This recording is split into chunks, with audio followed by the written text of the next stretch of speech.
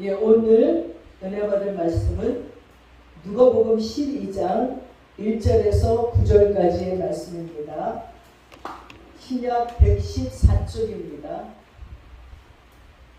누가복음 12장 1절에서 9절까지의 말씀을 제가 봉독해 올리겠습니다.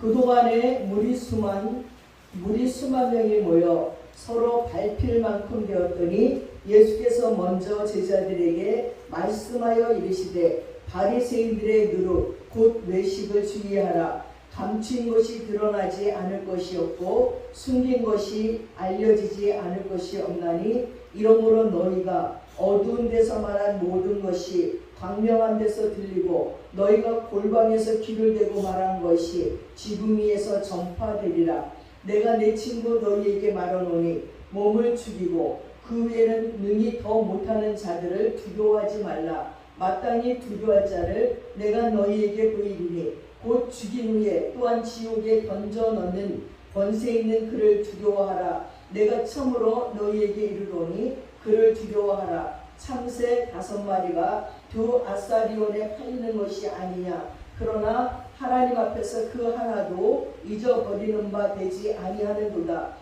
너희에게는 심지어 머리털까지도 다 세신 바 되었나니 두려워하지 말라. 너희는 많은 참새보다 더 귀하니라. 내가 또한 너희에게 말하노니 누구든지 사람 앞에서 나를 시인하면 인자도 하나님의 사자들 앞에서 그를 시인할 것이요 사람 앞에서 나를 부인하는 자는 하나님의 사자들 앞에서 부인을 당하리라.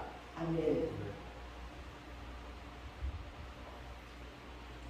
예, 어느새 푹 찌던 그 무더위도 지나가고 9월로 접어들면서 아침 저녁을 선물해서 걷어찼던 이불을 새벽에 쓱 갖다 덮고 자야지만 포근한 잠을 잘 수 있는 그런 날이 되었고, 살 것 같다 하고 속으로 저는 외칩니다. 비가 구슬구슬 오면 너무 기분이 좋아요. 이 더위를 면하게 해주시는 하나님 참 감사합니다 하고 생각합니다. 근데 요즘에 이런저런 얘기를 들으면 또 누구는 2040년이 되면요 인구들이 엄청 준대요. 근데 또 우리나라에 대한 예언은 참 좋더라고요. 우리나라는 부강한 나라가 되고 또 세계 가운데 빛나는 나라가 되고 지도자의 나라가 된대요.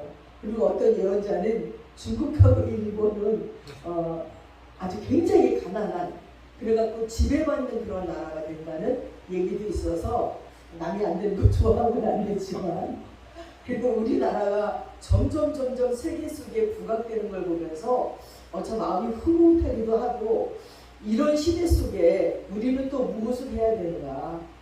우리나라에 이런 일들이 일어나기 이전에 얼마나 많은 신앙의 선배들이 눈물로 기도했는지 모릅니다. 어찌 보면 자녀들이 이 가난 속에서 이겨내기 위해서 기도했지만 산 꼭대기마다 나라와 민족을 위해서 기도를 엄청나게 했습니다. 그리고 우리가 어릴 때 교회에서 기도하면 먼저는 나라와 민족을 위해서 기도한 다음에 그 나머지를 기도할 수 있었어요. 그래서 당연히 우리의 기도의 첫 번째는 어떤 기도를 하든지 개인적인 기도를 하든지 대표 기도를 하든지 나라와 민족을 위해서 먼저 기도했던 나라가 이제 하나님이 그 기도를 들으시고 이 나라를 쓰시고자 준비하고 계시다는 겁니다. 그래서 이제 하나님께서 이 나라를 주목받는 나라로 만드시고 그리고 또 고속도로를 확 열려서 이북만 열리면요 어떤 목사님이 1번 도로로 가든지 6번 도로로 가든지 6번 도로는 유럽 쪽으로 그리고 1번 도로는 동남아 쪽으로 쫙 하면서 전도를 하는데 말도 배울 필요가 없대요. 요즘 나라마다 한국말을 배우느냐고 한국말 학교들이 막 세워지고 있으니까 여러분 이제는 말 배울 필요도 없고 또 길 때문에 염려될 것도 없고 그냥 몸만 가면 복음이 전해진다는 거예요. 그냥 우리는 우리 하나만 예수 잘 믿고 기도 열심히 하고 말씀 안에 든든히 쉬고 복음 안에 서 있기만 하면 우리 몸 자체가 정말 복음 덩어리예요. 그래서 그냥 가면 1번 도로 동남아로 쭉 가는 게 더우면 6번 도로로 가면 저 유로볼에서 시원한 데로 가고 마음대로 전도로 갈 수 있는 길이 열려진다고 얘기합니다. 우리나라를 이렇게 아름답게 부강하게 모든 문화 속에 이렇게 만드신 것은 바로 복음이 증거되라고 하는 겁니다. 우리 어릴 때 기도했잖아요. 하나님 온 세계에 우리가 복음을 전하는 민족 되게 하세요. 예수의 문화를 갖고 가게 해주세요 하고 기도했더니 세상에 이런 일이 드디어 일어났고, 요즘 인기 있는 많은 연예인들 보면 고준 예수를 그렇게 잘 믿어요. 그게 또 내 마음에 참 흐뭇하더라고요. 야, 그래서 저분들의 눈이 저렇게 순수하고 얼굴이 저렇게 아름답고 하는 행동이 저렇게 덕스럽고 모든 사람이 보기에 거부감이 없는 모습들이구나 하는 것을 느끼게 됩니다. 그들의 심령 속에 이 세상에 어떤 어려움이 와도 그 어려움들을 이길 수 있는 방법은 우리가 정말 두려워할 것은 하나님이라는 거지요. 돈이 아니라는 거지요. 인기가 없는 게 아니죠. 무명한 게 아니라는 거예요. 병든 게 아니고 죽음이 아니고 죽음 그 이후까지 간섭하시는 그 하나님을 두려워하기 때문에 이 땅의 웬만한 일들을 두려워하지 않는다는 겁니다. 지난 8월 8일 세계적인 휴양지 하와이 마우이의 라하이나에서 세상에 전설의 불이 붙었대요.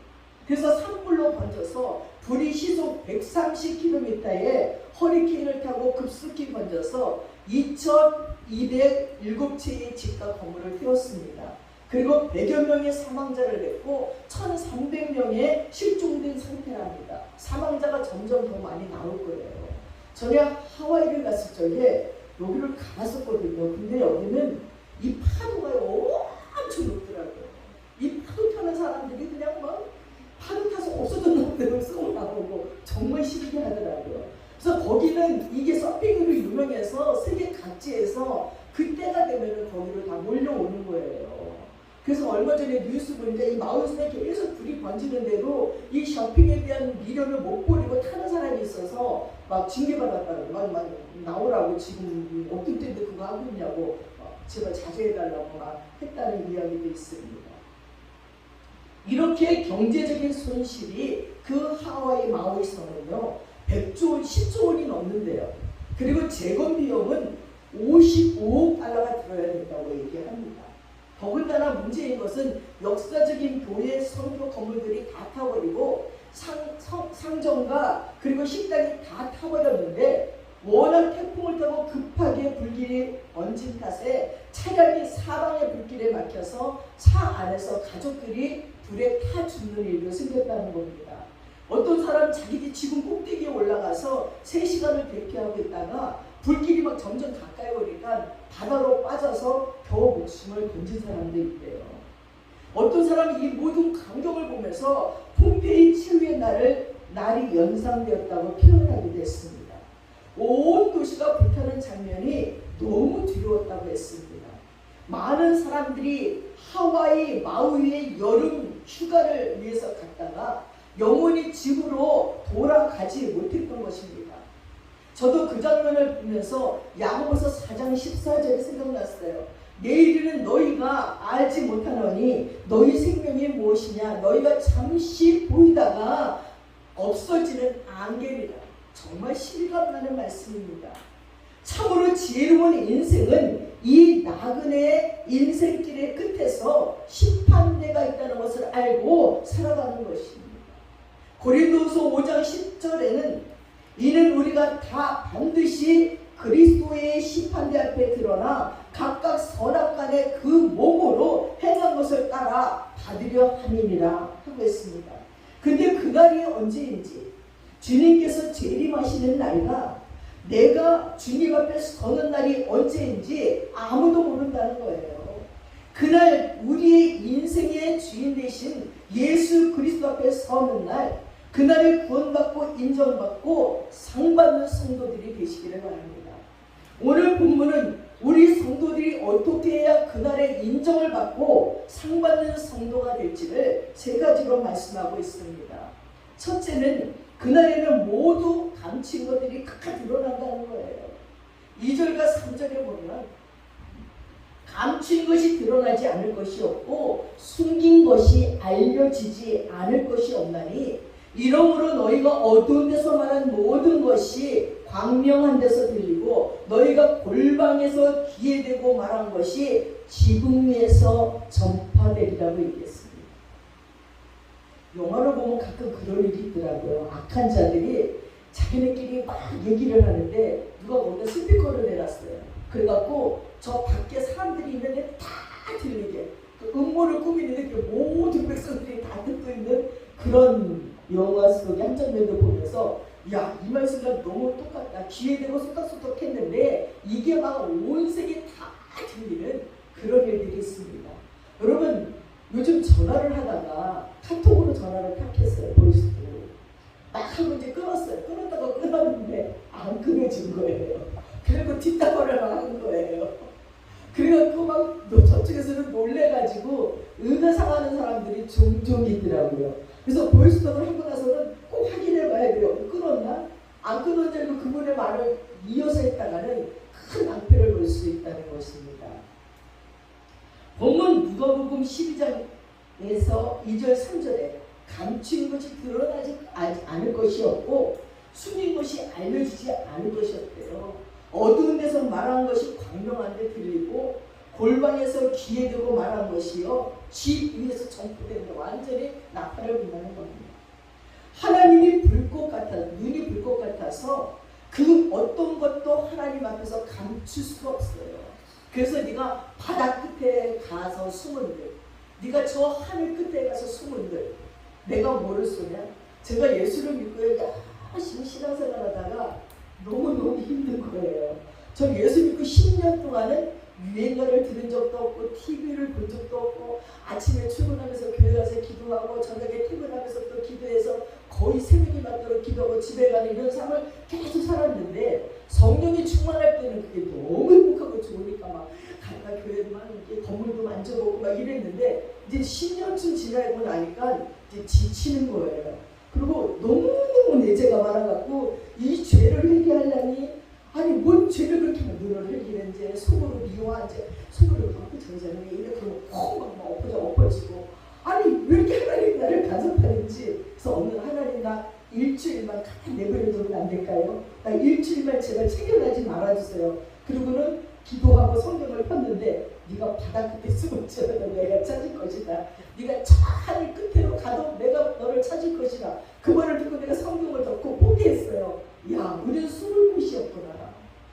바다 끝에 숨어도 저 하늘 끝에 숨어도 하나님께서는 우리를 찾아낸다고 하니 우리들의 죄가 감추어져 있을 것이 아무것도 없다는 거예요. 그래서 로마서 3장 23절에 보니까 모든 사람이 죄를 범했어요. 하나님의 영광에 떠나더니 그리스도 예수 안에 있는 구속으로 말미암아 하나님의 은혜로 값없이 의롭다함을 입었다는 거예요. 우리의 말과 행위뿐만 아니라 우리의 마음도 하나님의 심판대 앞에서 숨김없이 다 드러나는 겁니다. 그러면 누가 하나님 앞에서 의롭다함을 얻을 수 있습니까? 1장 17절에 보니까 그 아들 예수의 피가 우리를 모든 죄에서 깨끗하게 하신대요. 요한에서 1장 9절에 만일 우리가 우리 죄를 자백하면 믿고 의로워서 사해 주시고 우리를 의롭다고 인쳐주신대요. 또 의롭다고 인쳐준 것뿐만 아니라 의롭다 여기는 자들의 기도는 다 들어주신다 했어요. 또한 이사야 1장 18절에 여호와께서 말씀하시되 오라 우리가 서로 변론하자. 너희 죄가 주홍 같을지라도 눈과 같이 희어질 것이요 너희들의 죄가 지롱 같을지라도 양털같이 희게 되리라고 말씀했어요.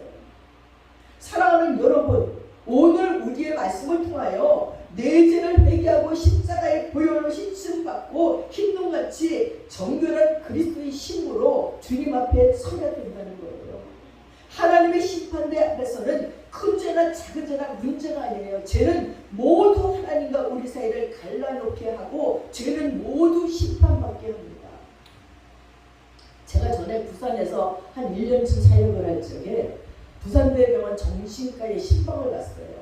근데 어떤 분이 와서 자기네 교회 집사님인데 남편이 죽고 나니까 너무 남편을 사랑해서 남편 때문에 애간장을 타서 울다가 귀신이 들린 것 같대요. 근데 이제 집에서는 모르니까 정신병원에 넣어놓은 거예요. 근데 정신병원에 이제 가만히 아무 준비도 없는 나한테 와서 갑자기 가자 그러니 기도 준비도 안 하고 그냥 따라갔어요. 근데 그 정식과 문이 막 철문으로 쫙 돼 있는데 여기서 이제 뭐 이렇게 열람을 해야 그 안에서 문이 철문으로 열리는데 갑자기 겁이 폭 나는 거예요. 그래서 그 철문을 붙잡고 하나님, 내가 이 귀신이 누굴지 모르겠지만 하나님, 내 모든 죄를 예수님의 보혈로 덮어주세요. 왜냐하면 지금은 회개 시간이 없어요. 하나님, 너무 많아서 이거 회개하다가는 저 귀신을 못 보여주시니까 가려주세요. 예수님의 보혈로. 그것만 기도하고 들어갔어요. 근데 이 귀신 들린 여인이 침대에 탁 누워있는데 이미 오는 발작소리 하니까 눈을 착 감고 눈을 절대 안 뜨는 거예요. 아니, 눈을 떠야 뭐 복음을 전하든지 예배 드립시다 했는데 눈을 푹 감고 있으니까 내가 이제 이렇게 침대에서 옆에 겉에 앉아서 이렇게 얼굴만 보고 절대로 눈을 안 뜨는 거야. 근데 시간이 자꾸 가고 허리를 이렇게, 내 허리가 너무 아픈 거예요. 내 허리가 좀 아프거든요. 옛날 중국에서 그 절벽에서 날라가지고 자세가 안 좋으면, 안 좋은 사람 안수하면 이 허리가 도끼로 자르는 것 같아요. 3개월 전직 기술하고 있었는데 이런 거 힘들어서 다시 이렇게 하고 있다가 가만히 다들 이제 내 얼굴만 보고 있는데 나는 그 여자 얼굴만 보고 가만히 보고 있다가 너무 답답해. 한강에 능력도 없는데 내가 어떻게 하지? 그러다가 예수 이름으로 믿는다! 그랬더니 진짜 여자 얼굴 번쩍 떴는데 다 기절했어. 눈을 번쩍 떴는데 이 눈이 살인자의 눈. 와, 아니, 우리가 세상에서 볼 수 없는 가장 악한 것이 다 들어가는 눈으로 너무 무서워가지고 다들 옆에 거기 교회 사모님이랑 집사랑 나랑 갔는데 두 사람 기절해서 기절하고 나는 너무 무서워서 하나가 내가 손을 같이 만지고 목사를 찍고 이게 어디서 눈을 불을 뜨고 눈 뿌라! 그래. 예수 이름으로 눈 뿌라! 그랬더니 싹 풀어내는 거예요. 근데 그것도 좋은데 내 속에서 내가 겁도 없이 예수 이름으로 눈 뿌라니까 눈 뜨고 예수 이름으로 눈 뿌라 애들이 눈을 뿌래. 근데 이제 눈이 마주치는 거죠. 눈이 마주쳤어요, 둘이.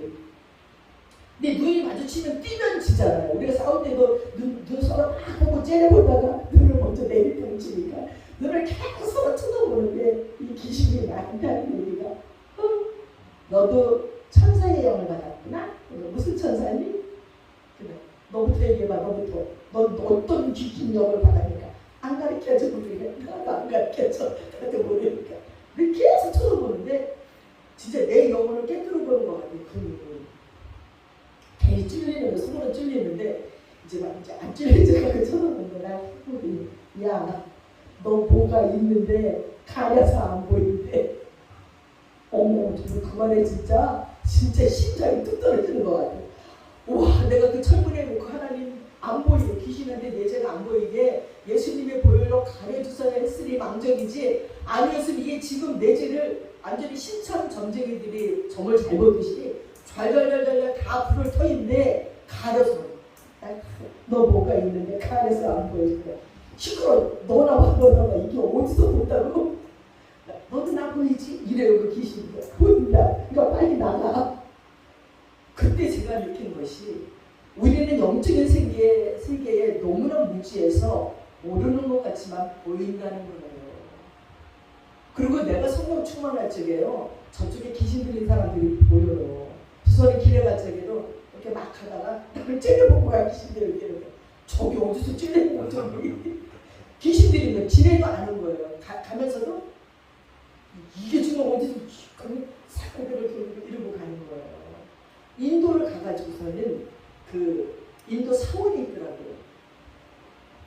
근데 거기도 꽃을 들고 들어가는 거예요. 꽃을 들고 그 귀신을 뭐 만나러 가는 건데, 다른 데 꽃을 내가 왜 그냥 하나님께 나한테 꽃을 이 귀신을 들려주고 이제 막 갔어요. 신발을 또 벗고 들어갈 생각. 신발까지 벗으려냐? 그때 뭐 난 다 벗었으니까 안 벗고 들어갔는데, 들어가는 입구에서 이렇게 물을 뿌리더라고요. 성수를 또 뿌려줘요.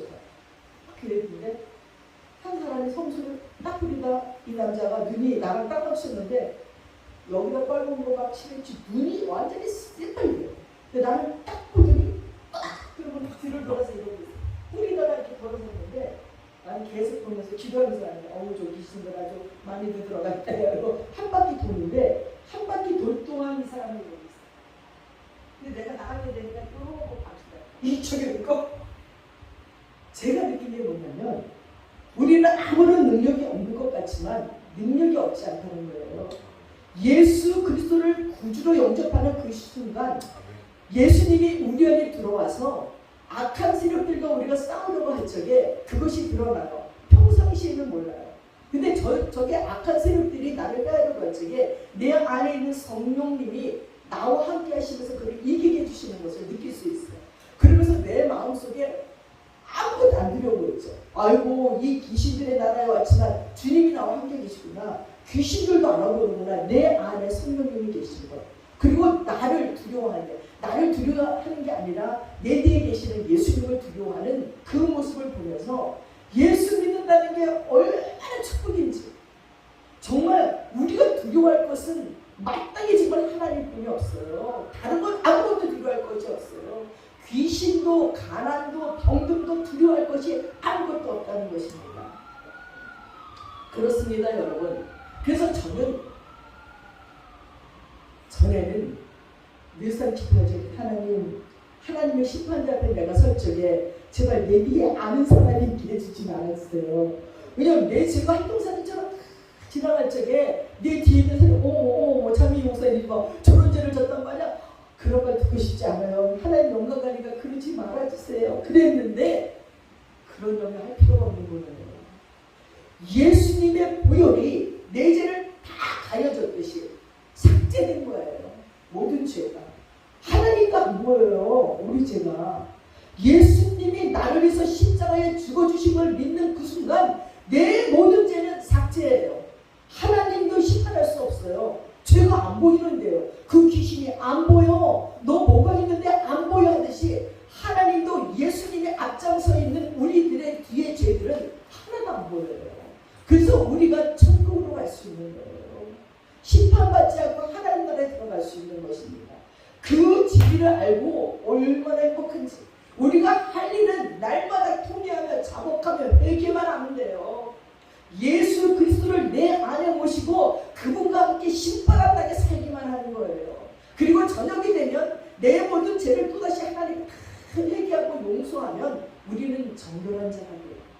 그리고 오늘 밤에 죽어도 하나님의 심판대 앞에서 벌받지 않고 예수님 때문에 천국으로 옮겨지는 그런 자들이 된다는 것에 얼마나 내 마음이 기쁘고 홀가분한지 모릅니다. 그런 은혜를 여러분들도 다 받으시길 축원합니다. 그렇습니다. 우리가 천국 문 앞에서 자신만만한 실패자가 되면 안 되는 거예요. 내가 지금 믿음 안에 있는가? 나는 지금 예수님의 십자가 보혈 아래 있는가? 날마다 우리 심령을 점검하며 살아갈 수 있기를 바랍니다. 우리가 거룩하지 않으면요 하나님을 만날 수 없습니다. 심령이 청결하지 않으면 하나님을 뵐 수 없습니다. 주님의 재림이 임박할수록 우리는 에녹처럼 노아처럼 하나님과 동행하는 삶을 살아야 되는 거예요. 하나님과 동행하는 자는 항상 회개하면서 살아가는 자들입니다. 어느 목사님이요 불교계의 고승들의 수명을 조사하다가 이상한 점을 발견했대요. 한국 불교계의 큰 스님이었던 도봉 스님은 79세에, 이 청남 스님은 70세에, 성철 스님은 82세에 돌아가셨다는 거예요. 아니 근데 이 불교계의 거목들이 90세를 넘긴 사람이 한 분도 안 계신 거예요. 근데 개신교 목사들 중에 한경진 목사님은 99세, 영등포교회 방지일 목사님은 104세, 충영교회 김창희 목사님은 96세에 돌아가셨어요. 모두 90세를 넘기신 거예요. 유명한 고수들의 평균 수명이 77세이면 유명한 목사님들의 수명은 99세인 것입니다. 거의 1년 차이도 나는 것이 아니고 22년이나 차이가 나는 거예요. 그래서 원인이 뭔지 연구해 봤어요. 사람이 건강해지려면요 좋은 공기 마시고 좋은 물 마시고 마음이 평안해야 됩니다. 근데 스님들은요 신산유고 깊은 산골에서 공기 좋고 물 좋고 오염되지 않는 좋은 채소와 산나물과 약초를 먹으며 살아요. 그리고 108번에서 벗어나기 위해서 새벽마다 일어나서 탑돌이를 맨발로 하더라고요. 요즘 맨발 운동하라고 그랬는데 맨발 운동하면 참 좋대요. 신발을 신으면 발가락이 꼬여있지 모르겠지만 맨발로 운동을 하면 이 퍼져 있어가지고 오장육부를 다 건강하게 한대요.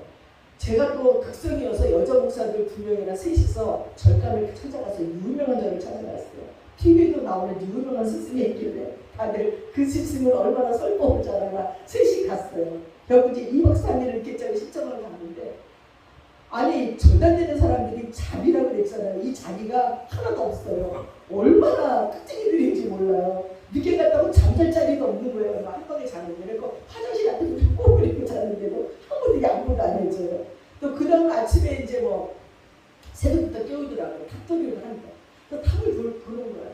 내가 쓰는데 탑돌이를 하면서 뭐예요? 그러니까 탑을 돌면서 발바닥이 땅인지 땅이 발바닥인지, 그러니까 나중에는 발인지 땅바닥인지 알지 못할 정도로 도는 거예요. 그래서 내가 그렇게 돈 다음에 뭔데요? 그러니까 그렇게 돈 다음에는 내 몸이 몸인지 몸이 땅인지 모를 정도 그렇게 된 다음에 냈냐 그랬더니 딱 지금 답을 안 해주는 거예요. 그래서 자비가 뭔가 했더니 자비 수가를 한다고. 그래서 스님이 하나가 나와서 이제 설법을 하면서 우리처럼 머리를 향해서 손을 이렇게 하면서 내 머리야 3년하고 고생했다. 이게 자비 수가를 다듬어줘. 내 팔아 일하는 애가 고생했다. 어루만져 주는데 이 내 몸에 대한 자비야. 내 팔의 자비를 내가 베푸는 거야. 그러니까 그런 다음에는 뭐가 되는데요. 계속 그러니까 우리들이 저 사람들이 뭐야. 그리고 그 다음 아침에 또 차를 마시면서 이 스님하고 대화하는 시간이 있길래 우리가 이제 가가지고, 우리가 실은 개신교 여자 목사들인데 자비수관을 한다길래 자비수관에 어떻게 기도하나 배우려고 왔다고. 그러면서 물으니까 그 다음부터 대답도 별로 안 했죠. 자비수관이 이렇게 팔만치게 수관이에요? 이게 그리고 탁거리로 왜 해요? 근데 이런 거 다 한 다음에 끝이 뭐예요? 그러니까 그래서 무아의 경지에 이르렀다고 처럼 무아의 경지에 이른다면 뭐합니까? 답이 없어요. 그냥 무아의 경지에 이르는 거예요. 부처가 되는 거예요. 아니 무아의 경지에 이른다면 뭐가 있어야지. 우리는 예수 믿고 구원받고 천국에 가는데 무아의 경지에 이르면 그게 극락이 되는 거예요. 에이 지금 말고 답도 없네. 나오면서 마당에서 쓸고 있는 스님인데, 스님 팔문제 여자 큰 스님 너무 잘생겼다. 어떻게 이렇게 크신데 우리 개신교로 와. 개신교 목사 훨씬 나요. 개신교 목사가 더 잘 어울리겠다는 씩 웃더라고요. 그리고 저희들이 왔는데 정말 쓸데없는 걸 믿는 사람들이 얼마나 이 땅에 많은지 모릅니다. 정말 우리는 그 스님들을 봐도요, 벌써 통계가 나왔잖아요. 아니 108법례에서 벗어나게 참선하고 마음의 평안을 하나가 유지하고 목탁도 드리고 장수할 수 있는 요건은 다 갖췄어요. 근데 목사님들은 보세요. 물도 안 좋고 공기도 안 좋은 이 도시의 삶에서 매일 새벽 기도하지요. 수요 예배 드리지요. 금요 처리하지요. 주일 예배, 어떤 큰 교회는 주일 예배를 4-5번 설교를 해요. 근데 교인들을 신방하면서 또 온갖 근심, 고민 다 해결해 줘야 돼요. 저도 어떤 분과 상담을 하는데 10시간 상담한 적도 세상에 밤을 새우고도 전화를 안 껴요. 아니 저녁 10시부터 시작해서 새벽 5시까지 전화를 안 끊으니 시어머니 흉을 내가 시어머니가 나한테 막 퍼먹다가 남편이 또 내가 남편 욕을 퍼먹다가 자식 욕을 퍼먹다가 나중에는 나를 스트레스 받아갖고 내가 상담 받으러 가야 되겠다 할 정도로 목사님들의 스트레스가 너무너무 많아요. 기분 좋은 얘기를 들어도 아주 그냥 이 피곤한데 그 기분 나쁜 불쾌한 얘기를 다 드러내야 된다는 게 얼마나 스트레스인지 몰라요. 그러면 목사님들이 더 빨리 수명이 단축돼야지요. 근데 이 목사님들의 평균 수명이 고순들보다 22년을 더 산다는 거예요. 4-5년도 아니고 20년이나 오래 사는 비결이 뭐냐 이거예요. 바로 제 문제예요. 성철 큰 스님은 제 문제를 해결하려고요 8년 동안 가부좌를 들고 앉아서 잤대요. 10년 동안을 사람도 만나지 않고 암자 주위에 철조망을 치고 참선을 하면서 초인적인 고행을 했습니다. 근데 1994년 성철 큰 스님이 이런 유언을 남기고 세상을 떠났어요. 내가 인생을 잘못 선택했다. 나는 지옥에 간다. 내 죄는 산보다 높고 바다보다 높은데 내 어찌 감당하랴. 내가 80년 동안 포기한 것이 헛것이로다. 우리는 구원이 없다. 죄값을 해결할 자가 없기 때문이다. 생평 기강 남녀군 일평생 남녀무리를 속여서 미치게 했으니 미천 과순이 그 직업이 하늘에 미쳐 소미사보다 더 크다. 한령 아비 한만단 산채로 불의 무간지옥에 떨어지니 한이 망갈라가 된다. 1년 토흥 괴벽산 한동이 붉은 애가 푸른 산에 걸렸구나.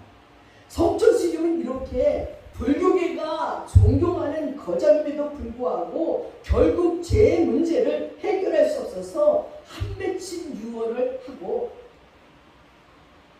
그리고 근데 목사님들은 늘 회개하고 죄를 씻고 사는 거예요. 새벽 기도 때마다, 수요 예배 때마다, 주일 예배 때, 우리 주일 예배 때도 꼭 회개 시간이 있잖아요. 진실로 하기도 하고 건성으로 하기도 하지만 네 입으로 내뱉은 죄를 하나님은 용서해 주신다는 거예요. 그렇게 날마다 죄에 대한 회개를 하고 하나님의 백성답게 거룩게 살려고 노력합니다. 요한에서 1장 7절에 그 아들 예수의 피가 너희를 모든 죄에서 깨끗게 하시리라. 죄를 씻는 유일한 길은 십자가의 보혈의 능력 아래서 살아가는 거예요. 이것이 큰 스님들과 목사님의 차이점이라는 것을 발견했습니다. 그렇습니다. 기독교의 가장 큰 능력은 십자가의 능력인 것입니다. 정서와 권세를 벗어버려 밝히 드러내시고 십자가로 승리하셨느니라고 했습니다. 우리는 일평생 십자가만 자랑하고 예수님만 사랑하고 그리고 하나님의 영광만을 위해 살아가시길 주님의 이름으로 축원합니다. 하나님은 숨은 죄를 가진 자를 결코 쓰지 않아요. 반드시 그 죄를 처리하시기 위해 쓰십니다. 출애굽기 3장에 하나님께서 호렙산 가시 나무 떨기에서 모세를 불러서 뭐부터 하지요? 네 발에 신을 벗어라. 여기는 거룩한 곳이라고 발부터 정리해 줬어요. 출애굽기 4장에는 손을 정리하는 모습이 나와요. 너의 손을 품속에 넣어보라. 뺏돌이 문둥이로 다시 넣어보라. 다시 깨끗해지고. 이제는 손도 정리하신 후에 그 손에 하나님의 지팡이를 들게 해서 온갖 기적을 행하게 하시는 하나님입니다. 이후로 모세의 일생은 결국 사람을 두려워하지 않고 오직 하나님만을 두려워하는 사람이 됐습니다. 그런 삶을 살았습니다. 우리 성도들은 은밀한 비밀, 감추어진 죄가 없어야 능력 있는 삶, 영향력 있는 승리의 삶을 살아갈 수 있어요. 여러분 한번 귀신 쫓으러 가봐요. 영적으로 확 떠요. 또 내 친구 여동생이 귀신에 갔어요. 청년들하고 무릎하는데 이 귀신들이 내가 점쳐주고 있어. 우리 쭉 하는데 자기가 우리 이게 너는 그 죄를 왜 저기 창피하지도 않니? 얘도 야 넌 아주 그지구나 그지. 너나 가서 그지 우리. 야 너나 예수를 믿는다 너나. 아니 한 명씩 다 던지니까 얘네들이 하나씩 맞고는 더 이상 기도를 할 수 없어. 넌 그런 죄를 왜 졌니? 너는 창피하지도 않아. 그러니까 그 귀신이 하나만을 본인만 알아도 자기가 뭔 죄를 졌는지 옆에 사람 몰라. 아니야 그지구나. 근데 걔는 정말 그지야. 미국에 가가지고 미국이 싫다고 그냥 와가지고 이 집 저 집 다니면서 사는 애였어. 넌 아직 그지구나. 또 하나님 보기 걔 야 너네에서 잘 믿어라. 근데 걔는 우리가 보기도 진짜 너네에서 잘 믿으라 하고 싶은 애인데 귀신이 너무 잘하는 거야. 한 번씩 얘기해주다가 다들 이 귀신아 나가라 말할 수가 없어. 예수 이러면 귀신아 나가 그러면 너나 잘해라 너나. 정말 그들이 그들 속에 있는 쫄짝고 귀신들이지만 얼마나 우리들의 신령을 죄를 잘 보는지. 착한 건 안 봐요. 죄만 잘 봐. 근데 그 중에 고등학교 4학년짜리 신실한 아주 순진한 애가 딱 왔어요. 근데 걔 앞에 딱 가더니 갑자기 무릎을 꿇고 잘못했어요. 용서해주세요. 제발 나를 그냥 두고 가세요. 걔만 무서운 거예요. 우리는 어쩌다 될 걸 꼬마애인데 그 고등학교 학생의 앞에서만 무릎을 꿇고 잘못했어요. 딱 그러는 거야. 근데 이 고등학생이 웬일인 거 봤더니 얘는 그렇게 기도를 하는 애였어요. 그렇게 하나님과 신실한 교제를 하는 애였어요. 그래서 나한테 오더니 그때 이제 그냥 선생님 여기 오기 전에요 하나님이요 욕기서를 읽고 가랬어요. 그래서 왜? 몰라요. 욕기서를 읽으랬어요. 근데 이 귀신이 딱 있다가 근데 참 니네 고난이 어디서 오는지 알아? 그러니까 갑자기 나를 고난이 어디서 오니? 그 고등학생이가 흑기서부터 나가니까 욕기서는 야 그걸 대답을 못하고 나니까 귀신이 얼마나 우리를 약하는지 귀신이 말도 안 듣는 거예요. 그래서 그 고등학생 말만 듣는 거예요. 고등학생이 예수 이름으로 그냥 나갈 거야. 근데 자기 안에 군대 귀신이 있더라고요. 군대 귀신. 하나 내쫓으면 하나 가고 하나 내쫓으면 하나 가고 하루 종일 내쫓아도 안 나가. 그러니 우리가 두려워할 자는요 다른 거 하나도 없어요. 귀신도 두려워할 것 없고 오로지 하나님만 두려워해야 된다는 것입니다. 정말 하나님만이 우리의 인생 가운데서 우리에게 가장 능력 있게 힘 있게 역사하실 분이라는 것입니다. 그래서 두 번째 우리가 알아야 될 것은 정말 하나님만을 참으로 두려워해야 된다는 거예요. 4절과 7절 말씀에 내가 내 친구 너에게 말하노니 몸을 죽이고 그의 능히 더 못하는 자들을 두려워하지 말라. 그냥 단순하게 죽이고 그 다음에 아무것도 못하는 두려워하지 말라는 거예요. 내가 참으로 너희에게 이르노니 그 죽음 위에 또한 지옥에 던져 넣는 권세 있는 그를 두려워하래요. 이분은 참새 5이 아사리온 둘에 팔리는 것이 아니냐. 그러나 하나님 앞에서는 그 하나라도 잊어버린 바 되지 않대요. 참새 그 많은 참새 한 마리도 안 잊어버린대요. 그뿐만이 아니라 오히려 너의 머리털도 다 세심하다는 거예요. 그러니 두려워하지 말래요. 너희는 많은 참새보다 낫다는 것입니다. 여러분 우리가 왜 사람을 두려워할 필요가 없습니까? 사람은 몸밖에 죽이지 못해요. 그리고 사람의 생명은 하나님의 손에 달려 있습니다. 하나님은 우리의 머리털까지 다 쓰고 계십니다. 우리가 하나님을 두려워한다는 것은 내 삶의 끝날에 하나님의 심판이 있다는 것을 알고 살아가는 거예요. 그 하나님은 지금도 살아계셔서 우리들의 삶을 건설하시고 통치하시고 간섭하신다는 것을 인정하며 사는 거예요. 그러면 우리가 어떻게 살아계신 하나님을 만날 수 있을까요? 그것은 바로 기도로 만날 수 있어요. 요한복음 1장 12절에 영접하는 자 곧 그의 이름을 믿는 자들에게는 하나님의 자녀되는 권세를 줬대요. 성도들에게 하나님의 자녀의 권세, 즉 기도의 권세가 있는데 요한복음 16장 24절엔 지금까지 너희가 내 이름으로 아무것도 구하지 않았지만 구하라 그러면 받으리니 너희의 기쁨이 충만하리라고 얘기를 했습니다. 사랑하는 여러분, 하나님께서 우리에게 주시는 그 은혜 너희가 기도하면 믿음으로 기도하는 자들마다 어떤 은혜를 준다고요? 세방언을 말하고 병든 자에게 손을 얹으면 낫고 귀신이 쫓겨나가고 어떤 독을 마실지라도 회를 입지 않는데요. 이것이 실제로 여러분의 삶에서 어떻게 실현되고 있는지를 여러분들이 한번 체험해 보시고 경험해 보시라는 것입니다. 하나님의 심판대 앞에서는 큰 죄나 작은 죄가 문제가 아니에요. 죄는 모두 하나님과 우리 사이를 갈라놓게 하는 그 죄는 모두 심판받을 거예요. 그래서 누가복음 12장 2절에 감춘 것이 드러나지 않을 것이 없고 그리고 숨은 것이 알려지지 않을 것이 없다고 얘기를 합니다. 여행을 다니다 보면 이제 티켓팅하고 들어가잖아요. 그럼 이제 짐을 이제 실잖아요. 그럼 짐이 쭉 들어가기 전에 잠깐 기다리래요. 뭐가 있는가. 그러면 짐이 슉 들어갈 때까지 잠깐 기다리면 아무것도 없으면 안심하고 갑니다. 근데 어느 날 제가 독일을 여행을 갔어요. 독일을 갔다가 칼을 샀어요. 이렇게 가죽으로 돼가지고 이게 포켓력 나이프를 샀어요. 근데 그걸 그냥 가방에 넣어놨어요. 큰 가방에 넣어놨었어요. 그리고 이제 이스라엘을 갔어요. 갈 때는 이제 그거는 싫으니까 괜찮았어요. 근데 이스라엘을 막 여행하다 그걸 꺼내서 다이도 깎고 먹고 하다가 그냥 비행기 타는 조그마한 그 짐가방에다 넣었어요. 그리고 이제 짐을 이제 통과하는데 아니 내 짐이 뭐가 걸렸대요. 근데 이제 이스라엘에서 거기 이제 마중했던 애들은 이제 내가 좀 기다리라 그래서 나 비행기 탈 때까지 좀 기다려. 그랬더니 제자애들이 네 그래서 지금 내 짐만 애들이 따로 부르는 거예요. 짐을 다 꺼내.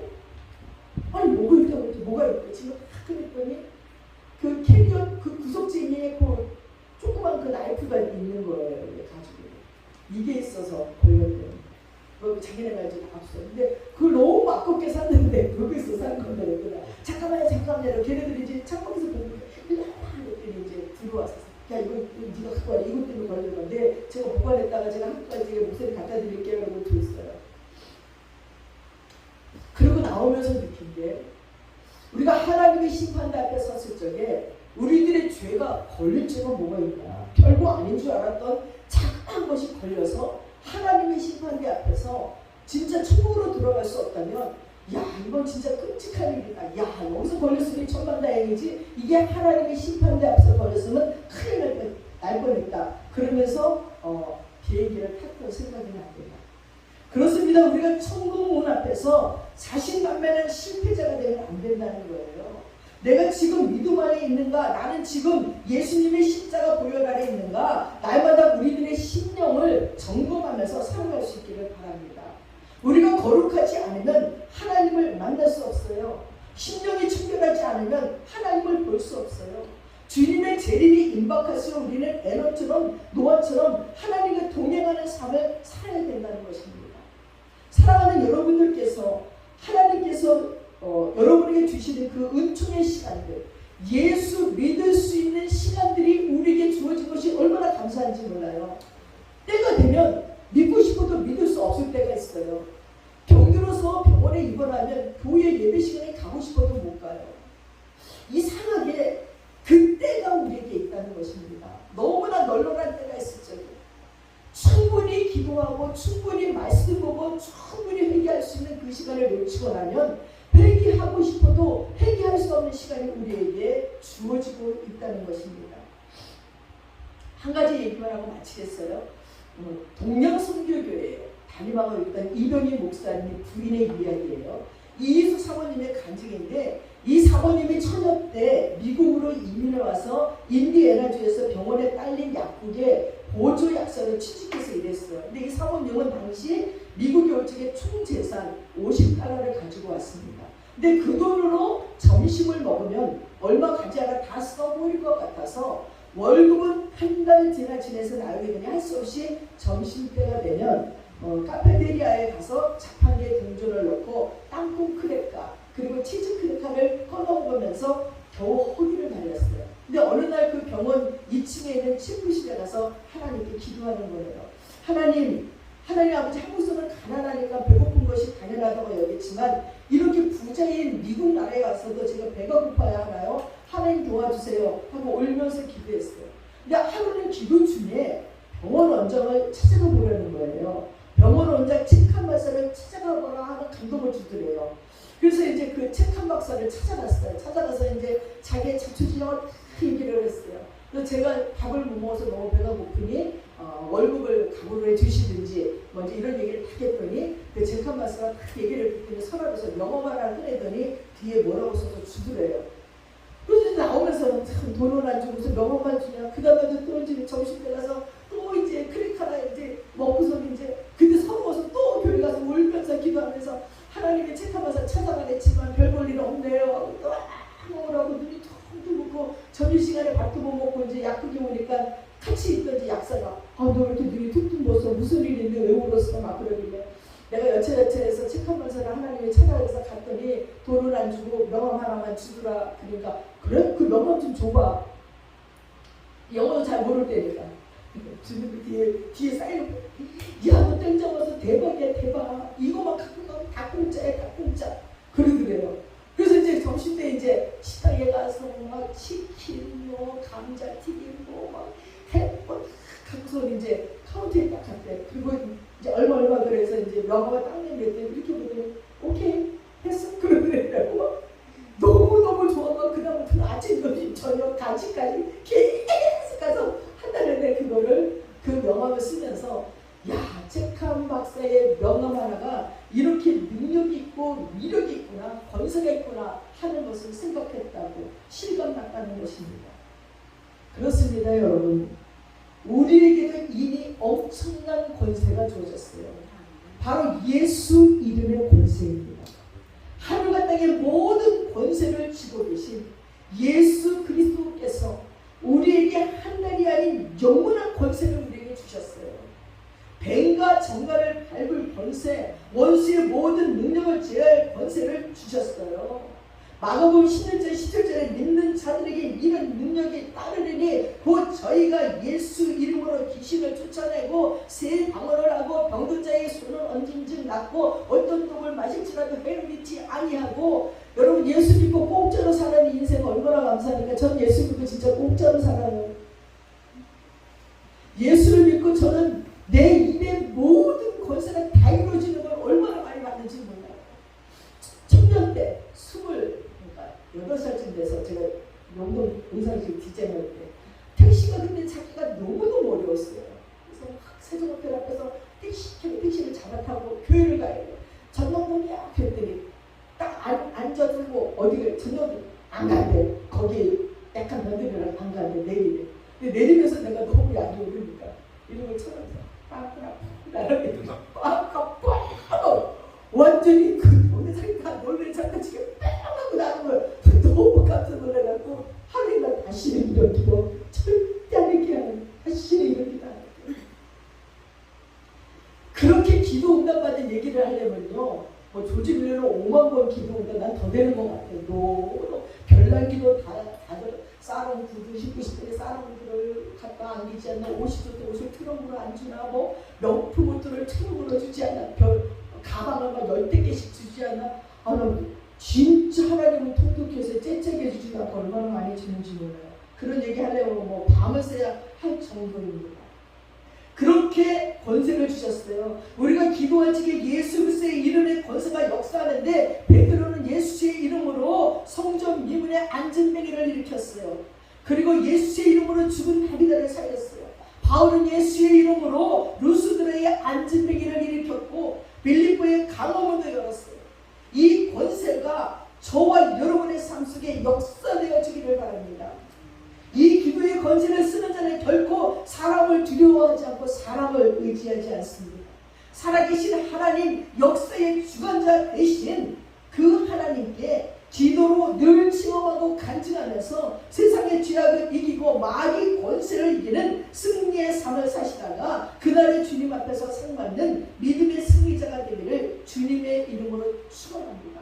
세 번째는 사람 앞에서 하나님을 신뢰해야 됩니다. 누가복음 12장 8절 9절에 보니까 내가 또한 너희에게 말하노니 누구든지 사람 앞에서 나를 시인하면 인자도 하나님의 사자들 앞에서 저를 시인할 것이요 사람 앞에서 나를 부인하는 자는 하나님의 사자들 앞에서도 부인을 받으리라 했어요. 우리가 사람을 두려워하지 않고 하나님만 두려워하는 신앙을 갖고 있으면요, 반드시 우리 생활이 신앙 고백적이 됩니다. 예수를 처음 믿고 나서 여러분 식당에서 기도했어요? 아무튼 너무 창피해서 못하겠다고요. 대충 이렇게 꾸렁꾸렁 하는데 온전히 식당에 가는데 세상에 딸하고 엄마가 앉아서 너무 충격이었어요. 아니 성당 다니는 사람도 저렇게 이것도 얼마나 요란해. 그렇게 기도하는데 자존심도 확 상하는 거예요. 그래서 그때부터는 음식이 나오면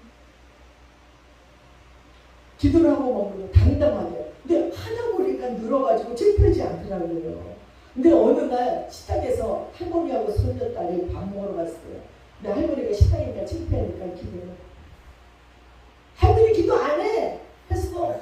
언제 했는데 집에서처럼 소리 내고 기도 안 하고 소리 지으니까 걔가 왜 일을 했다니까. 할머니 그건 기도가 아니지. 눈만 감았다 떴잖아. 집에서처럼 소리 내고 기도.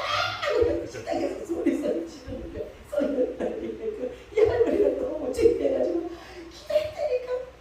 왜 식당에서 사람들 볼 때는 소리 안 내고 눈만 감고 집에서는 소리 내서 기도하면서 그러냐고 손녀딸이 얼마나 야단치는지 혼났다고 얘기합니다. 그런 작은 곳에서도 우리는 하나님을 부인할 적이 너무나 많아요. 하나님을 시인하지 못할 적이 너무나 많습니다.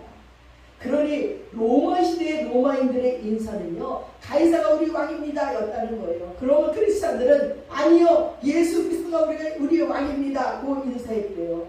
이로 인해서 크리스찬들은 재판으로 회부되고 화형을 당하거나 사자굴에 끌려가거나 참수형을 당했다는 겁니다. 그렇습니다. 신앙 고백의 삶은 바로 순교자의 삶이라는 거예요.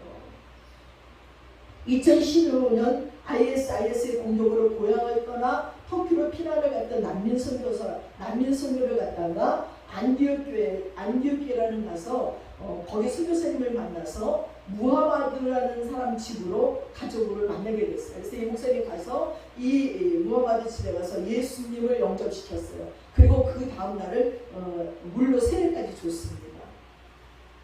근데 그 다음 날 이 무수타파라는 사람이 직장을 갔다가 왔는데 아주 그냥 온몸에 막 매를 맞아서 온 거예요.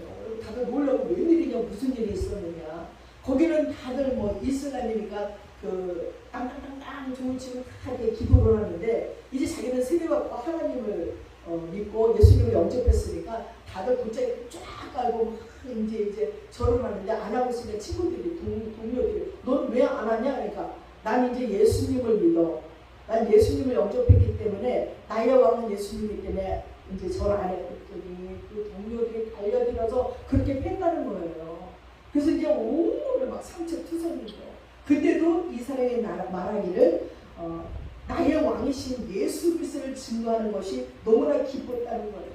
내가 어저께 예수를 영접해서 그리고 나는 세례까지 받았어. 그래서 나는 전할 수 없어 하고 얘기했더니 그렇게 맞고 왔다고 눈물을 쏟아내면서 얘기하더라는 것입니다. 그렇습니다. 오늘도 사람 앞에서 신앙 고백적인 삶을 사는 성도들과 함께 하시는 하나님입니다. 날마다 주님과 함께 동행하는 삶, 날마다 제 쓰심을 받고 거룩하게 살아가는 삶, 그래서 숨은 죄가 없는 삶들을 살아가시기 바랍니다. 그래서 참으로 하나님을 두려워하는 삶, 기도의 권세를 사용해서 기도 응답을 받음으로 살아계신 하나님을 체험하고 간증하는 당당한 그리스도인이 되시기를 축원합니다. 그래서 여러분의 삶에 언제나 사람들 앞에서 하나님을 시인하는 신앙 고백적인 삶으로 하나님께 사랑받는 존귀한 삶을 사시기를 주님의 이름으로 축원합니다. 기도하겠습니다. 사랑하는 아버지 참 감사합니다. 우리가 무엇이간데 인도로 사랑하셔서 당신의 외아들 예수 그리스도를 죽이기까지 우리들의 모든 죄를 삭제시키시고 천국 백성 되게 만드시는 하나님의 은혜 감사합니다. 하나님, 우리가 어느 곳 어디서나 하나님을 시인하는 자들 될 수 있도록 도와주시고 우리들의 마음을 정결케 하고 깨끗하게 하고 거룩하게 해서 하나님의 백성으로 부끄럽지 않는 자들이 되도록 축복해 주시옵소서. 감사드리며 우리 예수님의 이름 받들어 기도드렸사옵나이다. 아멘. 다 함께 자리에서 일어나셔서 304장 찬양하겠습니다.